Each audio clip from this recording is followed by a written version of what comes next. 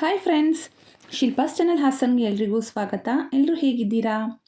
ಎಲ್ಲರೂ ಚೆನ್ನಾಗಿದ್ದೀರಾ ಅಂತ ಹೇಳಿ ಭಾವಿಸ್ತಾ ಇವತ್ತಿನ ರೆಸಿಪಿಯನ್ನು ಶುರು ಮಾಡೋಣ ಬನ್ನಿ. ರೆಸಿಪಿನ ಶುರು ಮಾಡೋಕ್ಕೂ ಮುಂಚೆ ಯಾರೆಲ್ಲ ನನ್ನ ಚಾನಲ್ನ ಸಬ್ಸ್ಕ್ರೈಬ್ ಮಾಡಿದೆ ಹಾಗೆ ನೋಡ್ತಾ ಇದ್ದೀರಾ, ದಯವಿಟ್ಟು ಸಬ್ಸ್ಕ್ರೈಬ್ ಮಾಡ್ಕೊಳ್ಳಿ. ಪಕ್ಕದಲ್ಲಿರೋ ಬೆಲ್ ಐಕನ್ನ ಕ್ಲಿಕ್ ಮಾಡೋದ್ರ ಮುಖಾಂತರ ಸಪೋರ್ಟ್ ಮಾಡಿ ಫ್ರೆಂಡ್ಸ್. ನೀವು ನೋಡ್ತಾ ಇದ್ದೀರಾ, ಗುಲಾಬ್ ಜಾಮೂನ್ನ ನಾನು ಮಾಡಿದ್ದೀನಿ ಇವತ್ತು. ಗುಲಾಬ್ ಜಾಮೂನ್ ಮಾಡಲಿಕ್ಕೆ ನಾನು ಗುಲಾಬ್ ಜಾಮೂನ್ ಮಿಕ್ಸ್ ಏನಿರುತ್ತಲ್ಲ ಅದನ್ನು ನಾನು ಹೊರಗಡೆಯಿಂದ ತಂದಿಲ್ಲ, ಮನೇಲೇ ನಾನು ಪ್ರಿಪೇರ್ ಮಾಡ್ಕೊಂಡಿದ್ದೀನಿ. ಮೈದನ್ನು ಬಳಸದೆ ಗೋಧಿ ಹಿಟ್ಟಿಂದ ನಾನು ಮಿಕ್ಸ್ನ ರೆಡಿ ಮಾಡ್ಕೊಂಡಿದ್ದೀನಿ. ತುಂಬಾ ಅದ್ಭುತವಾಗಿತ್ತು. ಎಷ್ಟು ಚೆನ್ನಾಗಿತ್ತು ಅಂದರೆ ಅದು ಹೊರಗಡೆಯಿಂದ ತಂದು ಮಾಡ್ತೀವಲ್ಲ ಅಷ್ಟೇ ಟೇಸ್ಟಿಯಾಗಿತ್ತು. ಹೇಗೆ ಮಾಡೋದು ಅಂತ ಹೇಳಿ ನೋಡೋಣ ಬನ್ನಿ. ನಾನು ಮಿಕ್ಸ್ನ ಮಾಡ್ಕೊಳ್ಳೋದಕ್ಕೆ ಗುಲಾಬ್ ಜಾಮೂನ್ ಮಿಕ್ಸ್ ಮಾಡಲಿಕ್ಕೆ ಒಂದು ದೊಡ್ಡ ಬೌಲಲ್ಲಿ 1 ಬೌಲಷ್ಟು ಗೋಧಿ ಹಿಟ್ಟನ್ನು ತೊಗೊಂಡಿದ್ದೀನಿ. 1 ಬೌಲ್ ಗೋಧಿ ಹಿಟ್ಟಿಗೆ ಅರ್ಧ ಬೌಲಷ್ಟು ಹಾಲಿನ ಪುಡಿನ ತೊಗೊಂಡಿದ್ದೀನಿ. ಮಿಲ್ಕ್ ಪೌಡ್ರು ಏನಿರುತ್ತಲ್ಲ ಆ ಮಿಲ್ಕ್ ಪೌಡ್ರನ್ನ ತೊಗೊಂಡಿದ್ದೀನಿ. ನಂತರ ಅರ್ಧ ಸ್ಪೂನಷ್ಟು ಅಡುಗೆ ಸೋಡಾನ ತೊಗೊಂಡಿದ್ದೀನಿ. ಆಪ್ಷನಲ್ಲ, ನಮಗದು ಕಂಪಲ್ಸರಿ ನಾವು ಹಾಕ್ಕೊಳ್ಳೇಬೇಕು. ಒಂದು 4 ಸ್ಪೂನಷ್ಟು ತುಪ್ಪ, ಏಲಕ್ಕಿ ಒಂದು 6 ತೊಗೊಂಡಿದ್ದೀನಿ. ಒಂದು 3/4 ಲೋಟದಷ್ಟು ಹಾಲು ಬೇಕಾಗುತ್ತೆ. ಇಷ್ಟೇ ನಮಗೆ ಮಿಕ್ಸ್ನ ಮಾಡ್ಕೊಳ್ಳಿಕ್ಕೆ ಬೇಕಾಗೋಂಥದ್ದು. ನಾನು ಏನು ಒಂದು 4 ಸ್ಪೂನಷ್ಟು ಗಟ್ಟಿ ತುಪ್ಪನ ತೊಗೊಂಡಿದ್ದೆ, ಅದನ್ನು ಬಿಸಿ ಮಾಡಲಿಕ್ಕೆ ಇಟ್ಟಿದ್ದೀನಿ.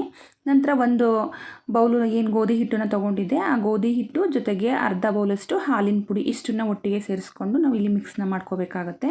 ಚೆನ್ನಾಗಿ ನಾವು ಈ ರೀತಿ ಮಿಕ್ಸ್ನ ಮಾಡಿಕೊಂಡು ನಂತರ ಇದಕ್ಕೆ ನಾವೇನು ಬಿಸಿ ಮಾಡಲಿಕ್ಕೆ ಇಟ್ಟಿದ್ವಲ್ಲ ತುಪ್ಪನ ನಾವು ಈ ರೀತಿ ಬಿಸಿ ಮಾಡಿ ಸೇರಿಸ್ಕೊಬೇಕು. ಅಥವಾ ನಾವು ಗೋಧಿ ಹಿಟ್ಟನ್ನು ಸ್ವಲ್ಪ ಬೆಚ್ಚು ಮಾಡಿಕೊಂಡು ಕೂಡ ನಾವು ಹಾಕೊಬೋದು. ಈ ರೀತಿ ಮಾಡಿದರೆ ನಾನೇನು ತೋರಿಸ್ತಿದ್ದೀನಿ ಈ ಕ್ರಮದಲ್ಲಿ ಮಾಡಿದರೆ ಗೋಧಿ ಹಿಟ್ಟನ್ನೇನು ಬಿಸಿ ಮಾಡ್ಕೊಳ್ಳೋ ಅವಶ್ಯಕತೆ ಇಲ್ಲ. ತುಪ್ಪನ ಈ ರೀತಿ ಚೆನ್ನಾಗಿ ಬಿಸಿ ಮಾಡಿ ನಂತರ ಈ ರೀತಿ ಹಾಕ್ಕೊಂಡು ಹಿಟ್ಟಿಗೆ ಹಾಕ್ಕೊಂಡು ನಾವು ಚೆನ್ನಾಗಿ ಈ ರೀತಿ ಮಿಕ್ಸ್ ಮಾಡಿಕೊಂಡ್ರೆ ಆಯಿತು. ಚೆನ್ನಾಗಿ ನಾವು ಒಂದು ಮಿಕ್ಸ್ನ ಕೊಟ್ಕೊಬೇಕಾಗುತ್ತೆ. ಕೈಲಿ ಹಿಡಿದ್ರೆ ಅದೊಂದು ಶೇಪ್ ಬರಬೇಕು, ಆ ರೀತಿ ನಾವು ಮಿಕ್ಸ್ನ ಕೊಟ್ಕೊಂಡ್ರೆ ಆಯಿತು. ನಂತರ ಅದಕ್ಕೆ ನಾನು ಸೋಡಾನ ಹಾಕೋತಾ ಇದ್ದೀನಿ. ಸೋಡಾನ ಕಂಪಲ್ಸರಿ ಹಾಕ್ಕೊಳ್ಳಿ, ಯಾವುದೇ ಕಾರಣಕ್ಕೂ ಮಿಕ್ಸ್ ಮಾಡಲೇಬಾರ್ದು. ಸೋಡಾ ಹಾಕಲಿಲ್ಲ ಅಂದರೆ ನಮಗೆ ಟೆಕ್ಸ್ಚರ್ ಅಷ್ಟು ಚೆನ್ನಾಗಿ ಬರೋದೇ ಇಲ್ಲ. ನಂತರ ಎಲ್ಲ ಮಿಕ್ಸ್ ಮಾಡ್ಕೊಂಡಾದಮೇಲೆ ಹಾಲು ಹಾಕ್ಕೊಂಡು ನಾನು ಚೆನ್ನಾಗಿ ಇವಾಗ ಅದನ್ನು ಕೂಡ ಸೇರಿಸ್ಕೊಂಡು ಮಿಕ್ಸ್ ಮಾಡ್ಕೊತಾ ಇದ್ದೀನಿ. ಸ್ವಲ್ಪನೇ ಹಾಕ್ಕೊಂಡು ನಾವು ಮಿಕ್ಸ್ ಮಾಡ್ಕೊಬೇಕು. ಚಪಾತಿ ಹಿಟ್ಟಿನ ಹದಗಿಂತ ಸ್ವಲ್ಪ ನಾವು ಸಾಫ್ಟಾಗಿ ನಾವು ಕಲಿಸ್ಕೊಬೇಕಾಗುತ್ತೆ. ಬಟ್ ಚಪಾತಿ ಹಿಟ್ಟನ್ನು ನಾವೇನು ಕಲಿಸ್ತೀವಲ್ಲ ಅಷ್ಟು ನಾವು ನಾದಬಾರ್ದು. ಸ್ವಲ್ಪನೇ ನಾವು ಸಾಫ್ಟಾಗಿ ನಾದ್ಕೋಬೇಕು. ತುಂಬ ಜಾಸ್ತಿ ಅದನ್ನು ಪ್ರೆಸ್ ಮಾಡಿ ಅಥವಾ ಒತ್ತಿ ಆ ಥರ ಎಲ್ಲ ನಾವು ನಾದಕ್ಕೆ ಹೋಗಬಾರ್ದು. ಜಸ್ಟ್ ಅದನ್ನು ಮಿಕ್ಸ್ ಮಾಡಿ ಸ್ವಲ್ಪ ನಾವು ಅದನ್ನು ಕೈಲಿ ರೀತಿ ಮಾಡಿ ಮುಚ್ಚಿಡ್ತಾ ಇದ್ದೀನಿ. ನಂತರ ಇಲ್ಲಿ 1 ಬೌಲು ಸಕ್ಕರೆನ ತೊಗೊಂಡಿದ್ದೀನಿ. 1 ಬೌಲ್ ಸಕ್ಕರೆಗೆ ನಾವು 1.5 ಲೋಟದಷ್ಟು ನೀರನ್ನು ಹಾಕ್ಕೊಂಡಿದ್ದೀನಿ.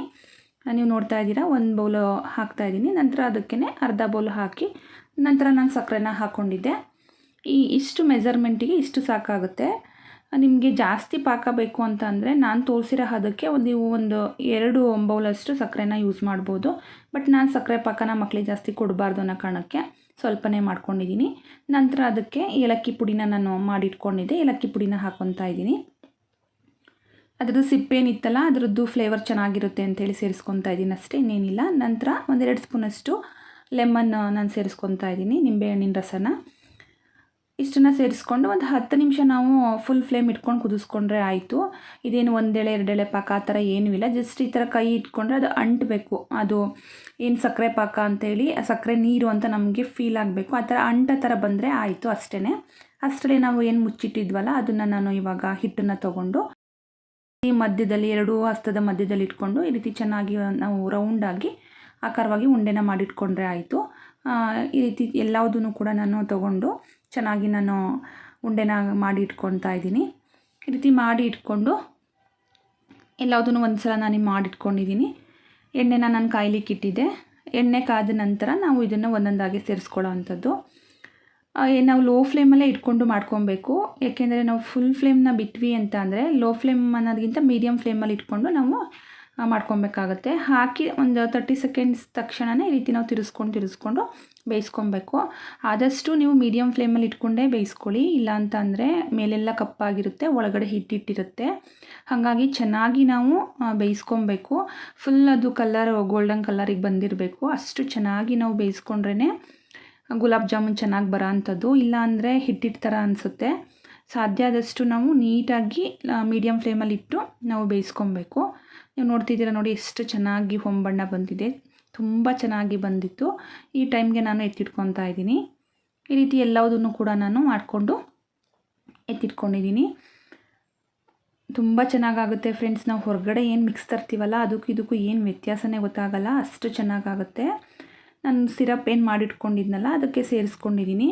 ತುಂಬ ಬಿಸಿ ಇರುವಾಗಲೂ ಕೂಡ ನಾವು ಹಾಕಬಾರ್ದು, ಫುಲ್ಲು ಅದು ಸ್ಪ್ರೆಡ್ ಆಗೋ ಥರ ಆಗುತ್ತೆ. ಸ್ವಲ್ಪ ಬೆಚ್ಚಗಿರೋ ಅಂತಹ ಸಿರಪ್ಗೆ ನಾವು ಹಾಕಬೇಕು.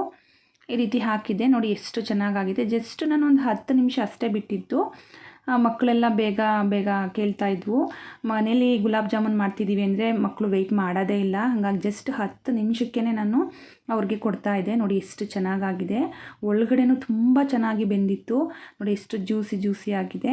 1 ಅವರ್ ಬಿಟ್ವಿ ಅಂದರೆ ಇನ್ನೂ ಚೆನ್ನಾಗಾಗುತ್ತೆ. ಬಟ್ ಮಕ್ಕಳು 1 ಅವರ್ ವೆಯ್ಟ್ ಮಾಡೋ ಅಂತಹ ಸ್ಥಿತಿಲಿರಲಿಲ್ಲ. ಹಾಗಾಗಿ ಕೇವಲ 10 ನಿಮಿಷದಲ್ಲಿ ನಾನು ನಿಮಗೆ ಇದನ್ನು ತೋರಿಸ್ತಾ ಇರೋ ಅಂಥದ್ದು. ಅಷ್ಟು ಚೆನ್ನಾಗಿ ಬಂದಿದೆ. ಒಂದು ಸಲ ನೀವು ಟ್ರೈ ಮಾಡಿ ನೋಡಿ, ನೀವೇ ಹೇಳ್ತೀರಾ ನಾವು ಹೊರಗಡೆ ತರೋದ್ಕಿಂತ ಮನೆಯಲ್ಲೇ ಮಕ್ಕಳಿಗೆ ಈ ರೀತಿ ಆರೋಗ್ಯಕರವಾಗಿ ಮಾಡಿಕೊಡ್ಬೋದು ಅಂತ ಹೇಳಿ. ಬಟ್ ಸಕ್ಕರೆಗೆ ನಮಗಿಲ್ಲಿ ಆಪ್ಷನ್ ಇಲ್ಲ, ಹಾಗಾಗಿ ಸಕ್ಕರೆಯಲ್ಲೇ ನಾವು ಮಾಡಬೇಕಾಗತ್ತೆ. ಅದೊಂದು ಬಿಟ್ಟರೆ ಇನ್ನು ಉಳಿದಿದ್ದೆಲ್ಲವುದು ಕೂಡ ನಾವು ಮನೇಲೇ ಆರಾಮಾಗಿ ಮಕ್ಕಳಿಗೆ ಮಾಡಿಕೊಡ್ಬೋದು. ಈ ರೆಸಿಪಿ ಇಷ್ಟ ಆದರೆ ಒಂದು ಲೈಕ್ ಕೊಡೋದನ್ನು ಮರಿಬೇಡಿ. ಹಾಗೆ ನನ್ನ ಚಾನಲ್ನ ಸಬ್ಸ್ಕ್ರೈಬ್ ಮಾಡ್ಕೊಳ್ಳಿ, ಶೇರ್ ಮಾಡಿ, ಸಪೋರ್ಟ್ ಮಾಡಿ. ಇದೇ ರೀತಿ ಹೆಚ್ಚು ರೆಸಿಪೀಸ್ಗಳನ್ನ ನಾನು ಅಪ್ಲೋಡ್ ಮಾಡ್ತಾ ಹೋಗ್ತೀನಿ. ನಿಮಗೆ ನಾನು ಹಾಕಿರೋಂಥ ರೆಸಿಪೀಸ್ಗಳಲ್ಲಿ ಯಾವ ರೆಸಿಪಿ ನಿಮಗೆ ತುಂಬ ಇಷ್ಟ ಆಯಿತು ಅನ್ನೋದನ್ನು ಕಮೆಂಟಲ್ಲಿ ಹಾಕೋದನ್ನು ಮರಿಬೇಡಿ. Thank you friends.